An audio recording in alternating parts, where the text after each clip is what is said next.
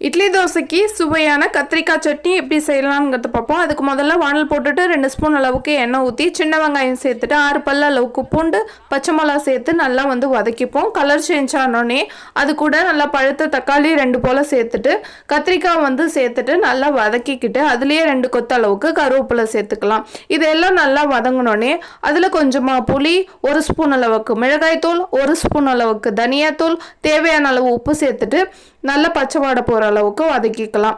இதை ஓரமாக வச்சுட்டு இது நல்லா ஆறினோடனே மிக்ஸி ஜாரில் சேர்த்து கொஞ்சமாக தண்ணி சேர்த்து கொரப்பாக அரைச்சி எடுத்துக்கலாம். இப்போ தாளிப்புக்காக எண்ணெய் சட்டியை போட்டு 1 ஸ்பூன் எண்ணெய் ஊற்றி கடுகு கருவேப்பிலை போட்டு நம்ம அரைச்ச சட்னியை இது கூட ஊற்றி சூடு எண்ணெய் நிப்பாட்டினா சூப்பரான டேஸ்ட்டில் கத்திரிக்காய் சட்னி ரெடி ஆகிடுச்சு. கண்டிப்பாக ட்ரை பண்ணி பாருங்கள். டேஸ்ட் அட்டகாசமாக இருக்கும்.